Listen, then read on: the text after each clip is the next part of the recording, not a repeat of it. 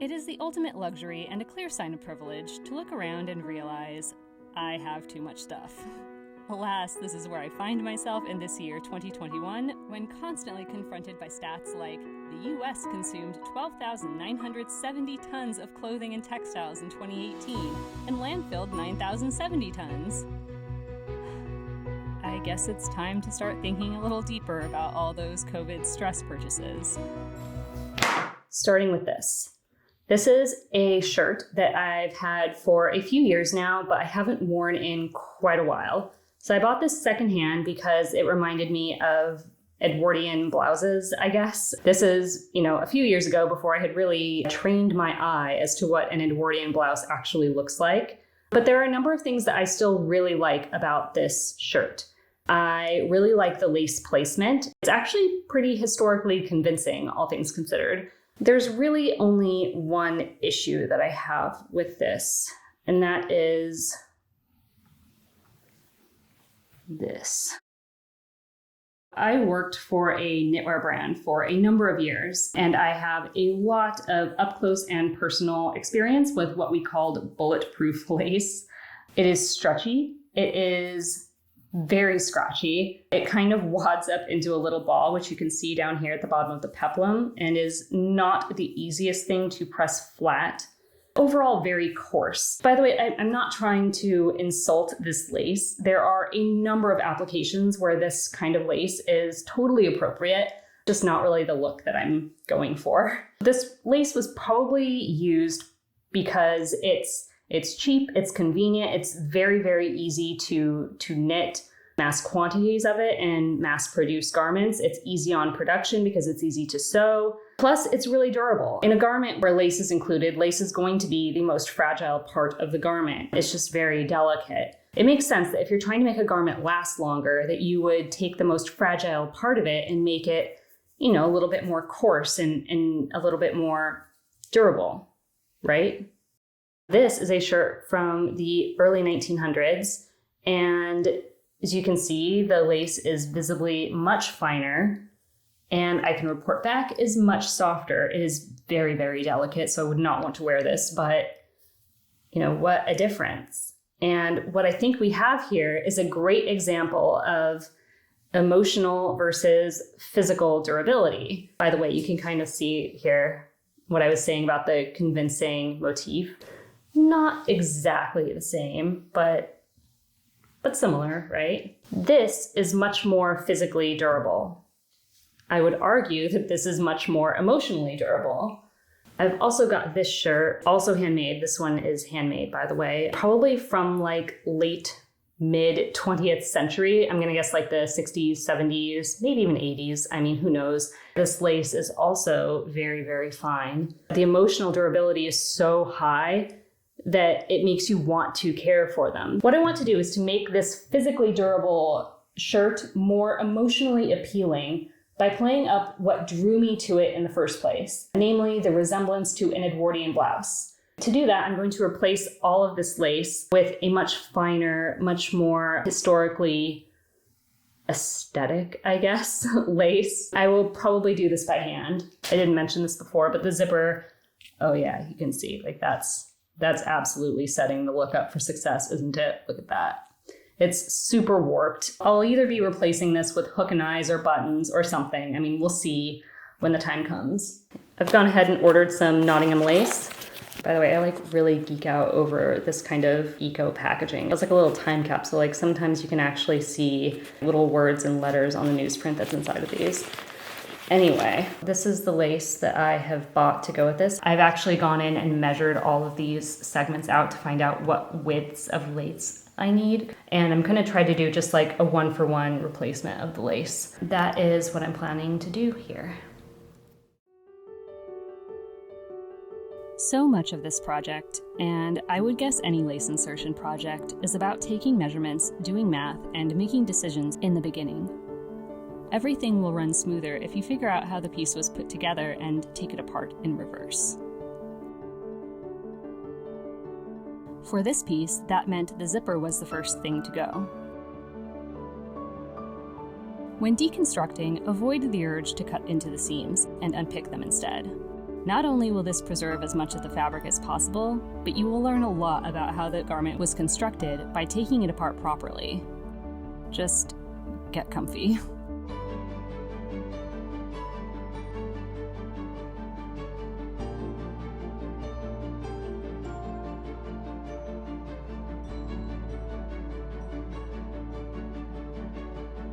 I saved all the discarded pieces of the shirt just to see how much waste I created with the project.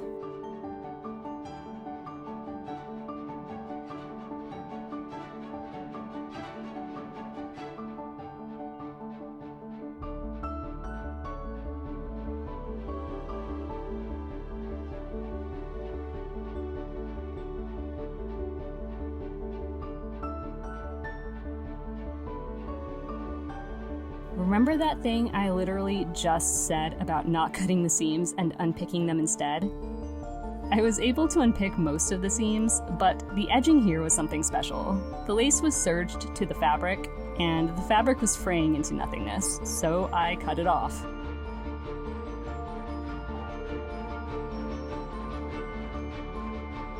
I hand sewed the edge lace I bought to the edge of the fabric wrong sides together using a running back stitch. I was very careful to stitch right along the bottom of the band at the top edge of the lace. I decided to sew this whole thing by hand because I love hand sewing and because this fabric is very squirmy, and I pictured trying to wrangle it and the delicate lace through a machine in tandem, and no. I then pressed the right side of the lace up over the seam I had just made and carefully trimmed away any excess seam allowance. I then stitched along the top of the band at the top of the edge of the lace to encase the raw edge.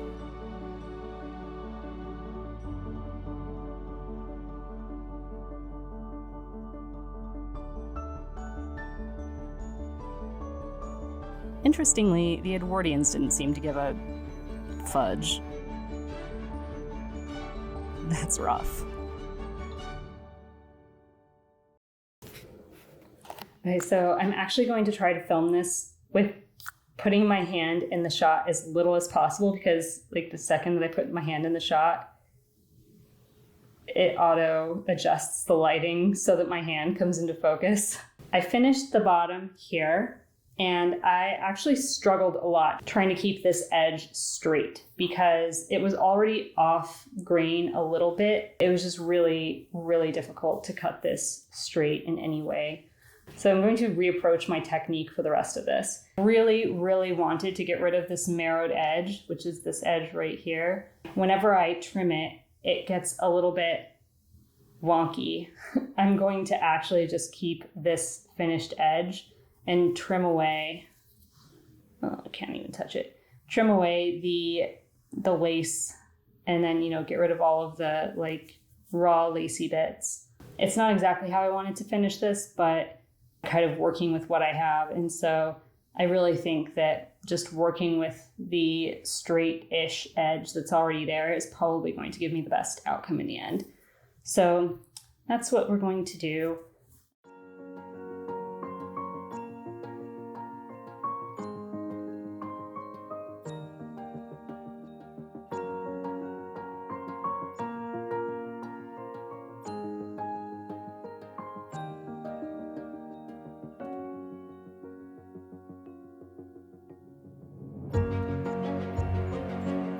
I stitched the lace to the right side of the serged edge and tried very carefully to keep the seam allowance even at the back.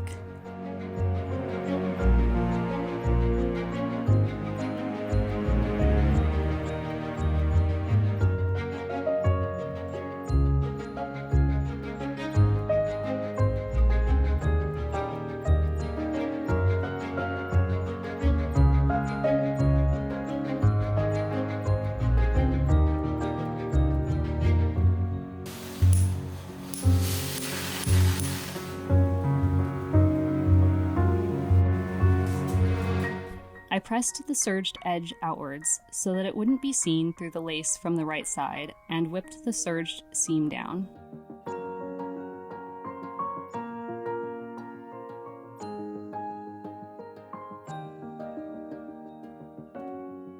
I determined that before moving onto the upper bodice lace, I should first replace the lace that runs along the sleeve vertically, And before I could approach that lace, I needed to first remove the cuffs and their lace. I set these aside, and they will be one of the last things I add back, since they are not integral to the rest of the shirt. The vertical sleeve lace is integral to the rest of the shirt, and I decided to use a plain net lace here. I love that it looks almost modern and sporty, like a power mesh, only fancy. Since these seams were originally folded and stitched to the top of the lace with a top stitch, I kept the fold and stitched the lace on top. This eliminated the step of whipping down the seam allowance and made a beautifully clean insertion.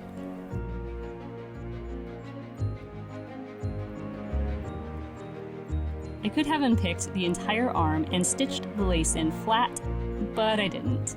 Stitching in the other side of the lace was not easy, but I managed.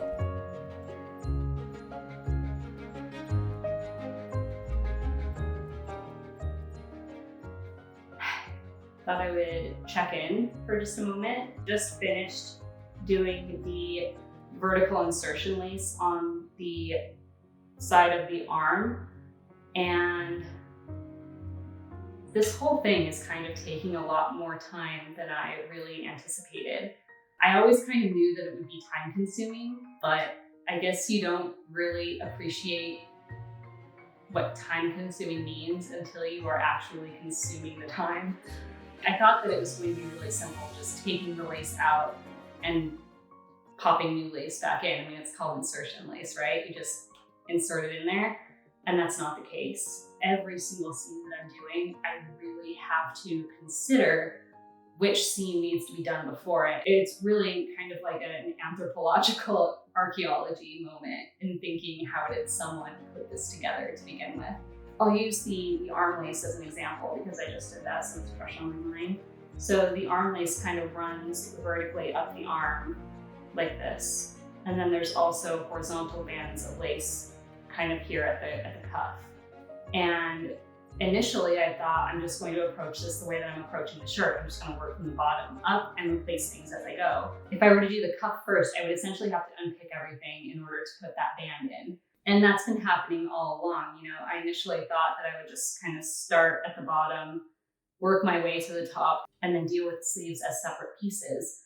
However, you have to really consider the whole thing because there is lace that is connecting the sleeve to the main body. And so before I can do that part, I have to actually have the sleeve completed.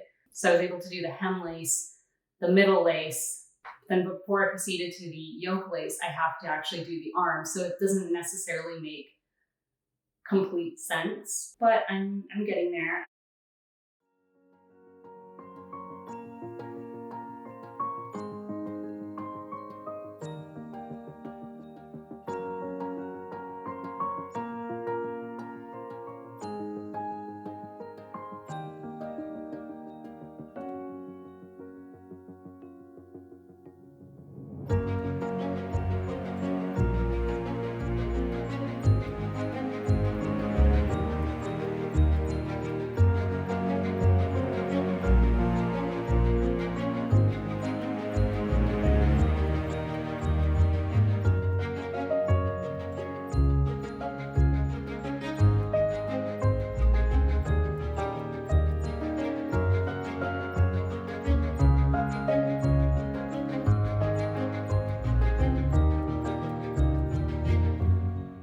I attached the bottom of the central insertion to the edge lace using the same method I used for the hem lace.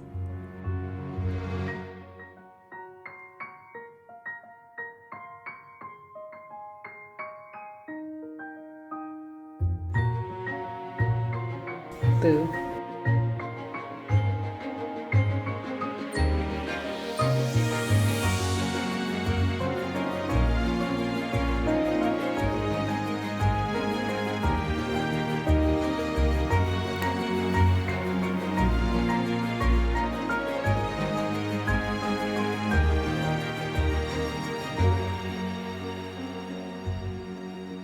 I deconstructed and reconstructed the lace yoke piece by piece from the shoulder inward.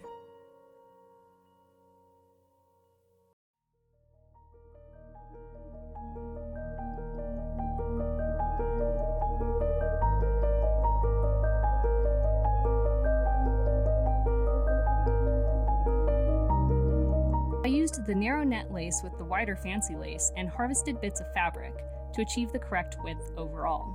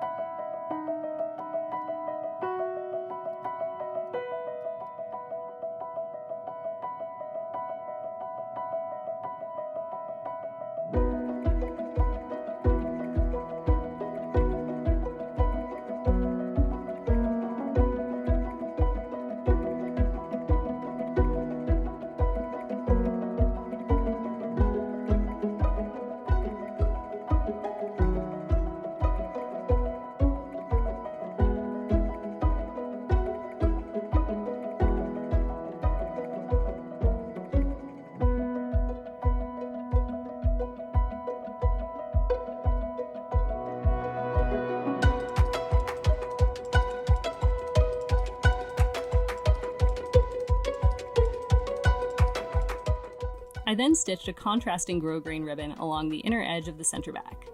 This will finish off that raw edge originally covered by the zipper, as well as giving me a place to anchor the hook and eye closures.